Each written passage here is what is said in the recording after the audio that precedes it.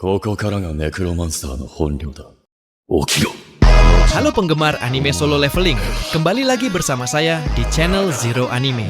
Setelah kemarin saya bahas cerita solo leveling season 3 episode 27, dan di video kali ini Mimin akan lanjutkan pembahasan cerita anime solo leveling season 3-nya ke episode 28. Saat dimana dimulainya pertarungan antara Monarch melawan Monarch, dan pertarungan epic hunter nasional Thomas Andre melawan salah satu Monarch yang bernama Rakan. Tapi, sebelum lanjut ke videonya, alangkah baiknya Om dan Tante-Tante subscribe dulu channel Mimin, biar aku lebih semangat lagi untuk bikin videonya, dan semoga kalian selalu diberikan kesehatan.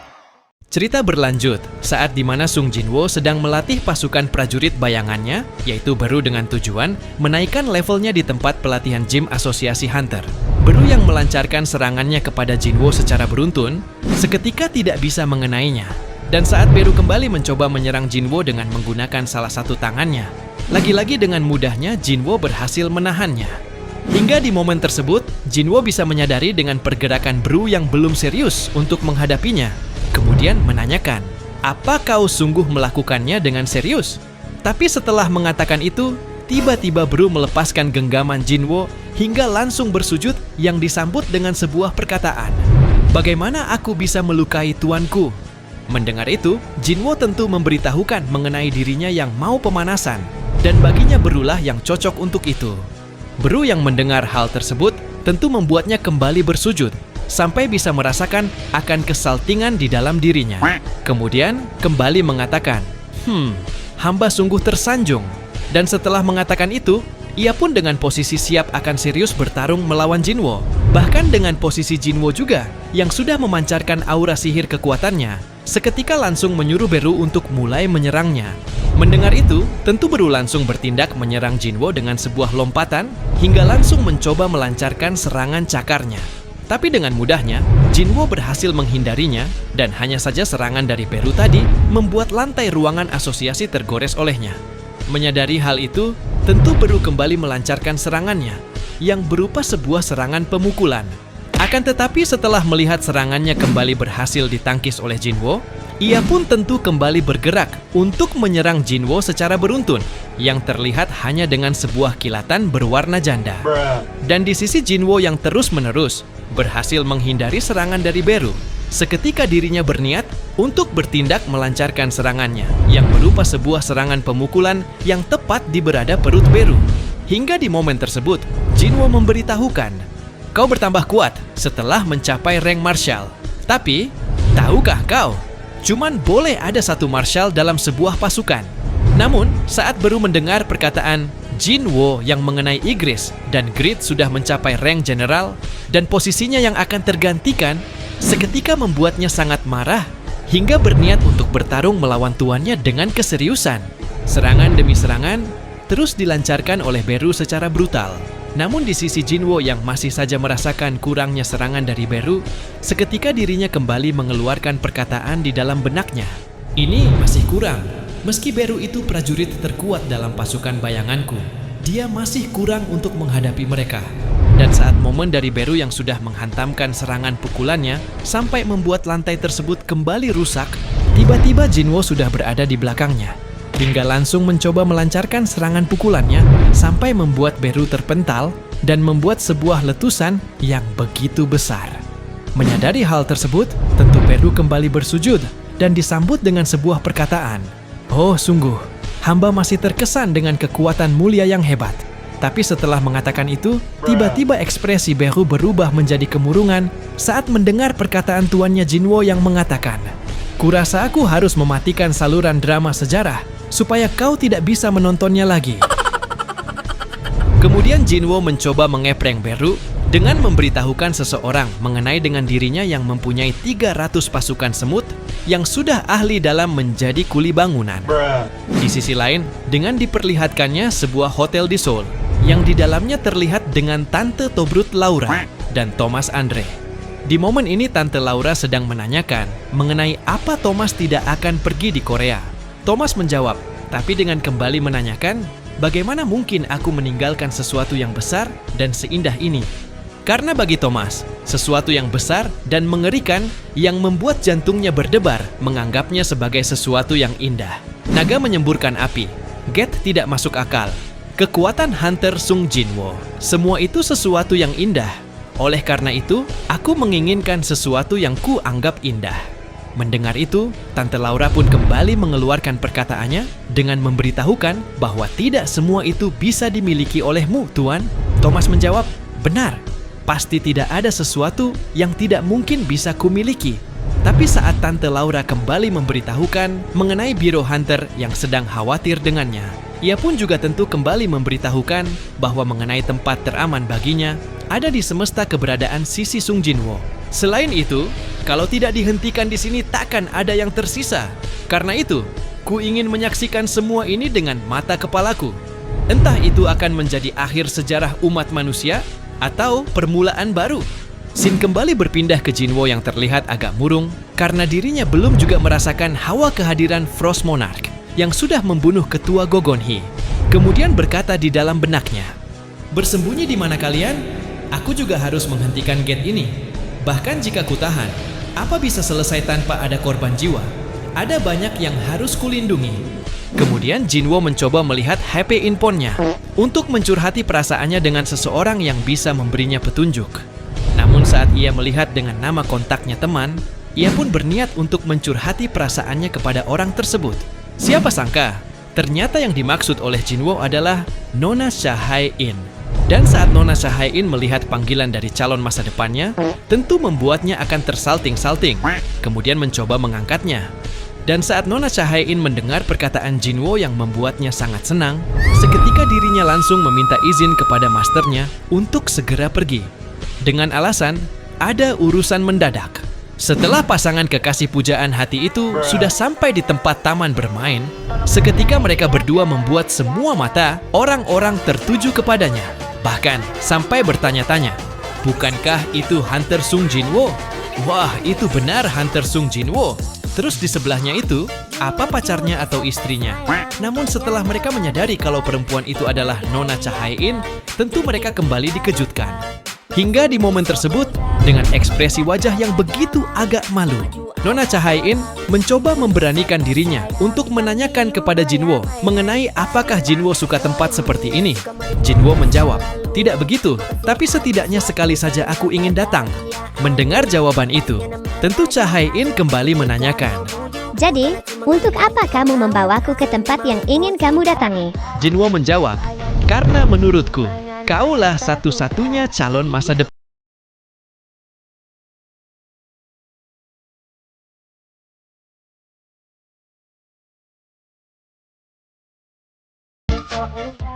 Mendengar hal bucin yang dikeluarkan oleh Jinwo seperti itu, tentu Nona Cha-hae-in bisa merasakan kesenangan yang disambut sebuah perkataan di dalam benaknya. Dipikir-pikir lagi sudah 2 tahun sejak aku menjadi hunter. Keluar jalan-jalan dengan santai begini, sudah berapa lama sejak terakhir kali ya? Namun, rasanya berbeda ketika aku bersama orang ini. Bisa kurasakan aroma yang unik. Hingga di momen kebucinan mereka, Jinwo mencoba mengajak Nona Cha-hae-in untuk menaiki wahana alat-alat hiburan di taman bermain. Mendengar itu, dan tanpa berpikir panjang seketika, membuat Nona Cha-hae-in merasakan kebahagiaan yang begitu senang. Betapa senangnya Nona Cha-hae-in, hingga memberitahukan Jinwo mengenai dengan dirinya yang mau mencoba semuanya. Nostalgia pasangan romantis Jinwo bersama calon istrinya Nona Cha-hae.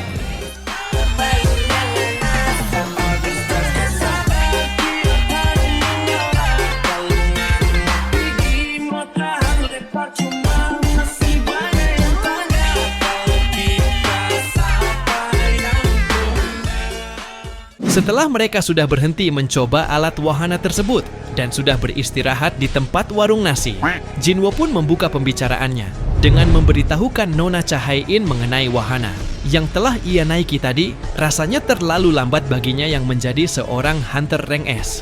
Kemudian Jinwo mencoba menatap Nona Cha-hae-in dengan penuh keromantisan, lalu menanyakan, kenapa tidak naik yang lebih menyenangkan? Mendengar itu, tentu membuat Nona Cha-hae-in merasa bingung. Akan tetapi kebingungan tadi seketika sudah berada di atas awan, hingga hampir untuk mendekati para malaikat. Dan di momen yang begitu romantis seperti itu, tentu membuat Mimin salting gaze. Salah. Di momen itu Nona Chae-in sempat kembali menanyakan, "Kenapa kamu ke taman bermain ketika punya sesuatu seperti ini?" Mendengar itu, Jinwo pun menjawab, tapi dengan memberitahukan bahwa dengan taman bermain itu adalah tempat saat di mana ayahnya menghilang. Dan karena hal kejadian tersebut, setidaknya ia berniat untuk pergi ke sana. Scene berpindah ke sisi lain, dengan diperlihatkannya para hunter Korea yang sedang berkumpul di gedung asosiasi hunter. Dengan salah satu hunter rank rendah yang sedang berjalan maju, tiba-tiba dirinya tersenggol oleh kemunculan sesosok monster yang begitu besar. Namun, siapa sangka kemunculan monster itu adalah bagian dari salah satu monark, yaitu Rakan. Di sisi semua para hunter yang sedang melihat Rakan dengan badan yang begitu besar, tentu dikejutkan. Bahkan menurut mereka, badan Rakan jauh lebih besar dibandingkan hunter Madongwook. Namun saat hunter itu memarahi Rakan karena merasa kalau dirinya tersenggol, tiba-tiba Rakan menyerangnya dengan cara dilahap dan dimakan hidup-hidup. Para hunter yang menyaksikan pemandangan mengerikan seperti itu tentu kembali dikejutkan, yang disambut dengan kepanikan hingga ketakutan yang luar biasa. Namun, setelah Rakan selesai mengunyah salah satu hunter tadi, seketika dirinya kembali menyerang para hunter, hanya dengan menghantamkan kakinya saja, sampai membuat para hunter terpental dengan begitu jauh. Setelah itu, Rakan menyuruh mereka untuk mendengarkan perkataan dari dirinya yang mengenai ingin berniat untuk memburu mereka selagi mereka adalah manusia. Rasakan cabikan dari cakaranku yang akan menghancurkan seluruh tubuh kalian tanpa sisa. Aku King of Beast, Beast Monarch. Berusahalah menghentikanku. Scene kembali berpindah ke sisi ketua Wojinchul yang terlihat sangat dikejutkan saat mendengar laporan mengenai kemunculan monster di depan gedung asosiasi hunter. Namun saat kepanikannya telah reda, Wojinchul pun mencoba menanyakan dengan korban di sana. Manajernya pun menjawab dengan memberitahukan bahwa mustahil untuk ia menghitung korban. Mendengar hal yang tak terduga dari manajernya, seketika membuat kepala ketua Wojinchul merasakan sakit kepala. Akan tetapi, saat dirinya sudah bertindak untuk menghadapi monster tersebut, tiba-tiba manajernya kembali memberitahukan mengenai kemunculan salah satu hunter nasional yang sedang menanganinya.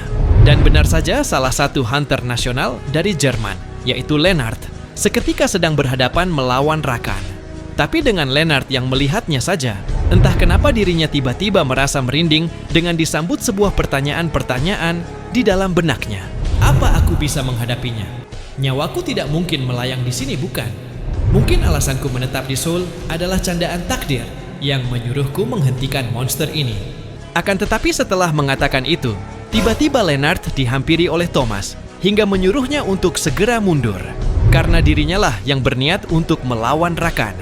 Scene kembali berpindah ke sisi perbucinan. Di momen ini Jinwo sedang ditelepon oleh ketua Wojinchul yang memberitahukan tentang informasi kemunculan monster yang mengacaukan kota di Seoul. Tapi dengan Jinwo yang mendengar informasi tersebut, entah kenapa tidak bisa mempercayainya. Namun setelah Wojinchul kembali memberitahukan mengenai dengan jumlah monster itu ada satu, tiba-tiba dirinya merasakan keanehan yang disambut dengan pertanyaan di dalam benaknya. Semua hunter sedang berkumpul di Seoul sekarang. Harusnya mereka bersiap untuk menghentikan dungeon break dari gate super itu. Akan tetapi Wojinchul kembali memberitahukan bahwa seluruh guild termasuk hunter nasional Thomas Andre semuanya terbantai oleh monster itu. Lalu memberitahukan lagi tentang dirinya yakin bahwa monster itu bukanlah monster biasa. Jinwo yang mendengar itu kembali tentu merasakan kegelisahan kepada mereka. Tapi saat dirinya sudah menyadari dengan masalah sinyalnya yang semakin melemah kepada prajurit bayangan yang ia tempatkan di Thomas, sampai semua hunter di seluruh dunia, ia pun bisa merasakan bahwa ada sesuatu yang sedang menghambat sinyalnya dengan sengaja. Bahkan saat dirinya ingin menggunakannya sebagai koordinat, entah kenapa dirinya tidak dapat menemukan prajurit bayangannya. Dan setelah menyadari hal itu, ia pun menanyakan kepada Wojinchul, apa monster itu punya bayangan? Namun bukan hanya itu saja, ia juga menyuruh Wojinchul untuk harus memastikan monster tersebut punya bayangan atau tidak. Mereka pasti menyembunyikan sosok mengerikan di balik bayangan kasat mata. Scene kembali berpindah ke sisi pertarungan Rakan dan Thomas. Di momen ini Rakan sudah memancarkan aura kekuatan sampai membentuk sebuah gambar hewan serigala berwarna merah kehitam-hitaman dengan sangat mengerikan. Dan di sisi Lennart yang sedang menyaksikan pancaran aura yang begitu menyeramkan dari Rakan, tentu kembali merasakan hawa kengerian hingga ketakutan dan tidak berani untuk mencoba melawan. Namun berbeda dengan Thomas, ia seketika menyuruh para hunter lain untuk mengevakuasi para hunter yang terluka secepatnya.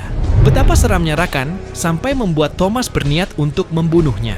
Dan hingga di momen tersebut, mereka pun secara bersamaan seketika memancarkan aura kekuatannya secara masing-masing dengan begitu kuat. Dan setelah mereka bertatapan dengan begitu tajam hingga beberapa detik, pertarungan mereka pun dimulai dengan Rakan yang mendahulukan menyerang Thomas. Tapi dengan Thomas yang mempunyai kekuatan pertahanan, tentu bisa menangkisnya. Menyadari hal itu, Thomas pun langsung melancarkan serangannya, yang berupa sebuah serangan pemukulan hingga berhasil mengenainya. Dan saat Thomas melihat Rakan yang masih belum berkutik, tentu dirinya kembali memampatkan melancarkan serangannya yang berupa sebuah serangan penghantaman, sampai membentuk sebuah letusan dengan begitu keras. Di sisi lain, dengan diperlihatkannya ketua Choi Jong-in yang baru saja sampai di tempat kejadian, ia pun langsung menanyakan mengenai bagaimana evakuasi di area ini. Hunter itu pun menjawab, kru penyelamat masih mengevakuasi bagian dalam gedung. Bukan hanya itu, Hunter itu juga kembali memberitahukan mengenai seluruh Hunter di dunia juga ada di Korea. Dan ia yakin dengan situasinya saat ini, mungkin secepatnya akan segera ditangani. Mendengar itu, tentu membuat Choi Jong-in terdiam dan tak berani untuk ikut campur. Kemudian menanyakan, apa situasinya bisa ditangani secepat itu? Namun saat Wo Jinchul merasakan dengan sensasi energi sihir yang begitu kuat, tentu dikejutkan, hingga bertanya-tanya di dalam benaknya. Sensasi tekanan ini bahkan tidak pernah kurasakan waktu raid di Pulau Jeju. Sebenarnya monster macam apa yang sedang dilawan oleh Goliath? Kembali ke sisi pertarungan Rakan dan Thomas. Di momen ini Thomas sedang melaju ke arah belakang Rakan, hingga langsung melancarkan serangannya yang berupa sebuah serangan pukulan, sampai membuat Rakan terpental dengan sangat keras. Betapa kerasnya pukulan Thomas, hingga membuat bangunan tersebut ambruk dan hancur. Namun dirinya tiba-tiba dikejutkan saat melihat Rakan yang sedang melesat ke arahnya, sampai langsung melancarkan serangannya dengan menggunakan kepala. Thomas yang mencoba menahan serangan dari Rakan dengan sekuat tenaga. Ia pun langsung memegang badan Rakan, hingga kembali melancarkan serangannya dengan cara menghantamkan Rakan ke bawah. Dan setelah berhasil menumbangkannya, tiba-tiba Thomas mendapatkan serangan kejutan sampai membuatnya terpental. Rakan yang menyadari dengan serangannya tadi berhasil membuat Thomas tumbang, tentu merasakan kesenangan di dalam dirinya. Di sisi Thomas yang mendapatkan serangan kejutan seperti itu, seketika dirinya berniat melawan Rakan secara serius dengan mengaktifkan skill reinforcement. Hingga di momen tersebut, datanglah ketua Guild White Tiger, yaitu Baek Yeon-ho bersama para hunter lainnya. Dan saat Baek Yeon-ho menyuruh para hunter bersiap untuk menyerang Rakan, tiba-tiba dirinya dikejutkan saat melihat sebuah ledakan yang begitu besar di hadapannya. Setelah asap ledakan itu sudah memudar, Baek Yeon-ho lagi-lagi kembali dikejutkan saat melihat penampakan Rakan yang begitu menyeramkan dan penampakan hunter kelas nasional yang begitu tampan. Saat Baek Yeon-ho menyadari dengan Rakan bukanlah monster biasa, ia pun tentu berniat bertransformasi sebagai bentuk harimau. Akan tetapi saat rambutnya sudah berubah menjadi putih, tiba-tiba dirinya kembali dikejutkan, bahkan sampai merasakan ketakutan yang luar binasa saat dirinya dihampiri oleh Rakan di hadapannya. Betapa takutnya Baek Yeon-ho sampai mengeluarkan air tetesan keringat dengan disambut sebuah perkataan di dalam benaknya. Intuisku sebagai biat berusaha keras supaya tidak dianggap sebagai mangsanya.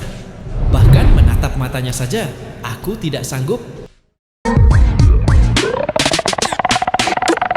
Nah, jadi inilah keseluruhan cerita dari video anime Solo Leveling Season 3, episode 28 kali ini.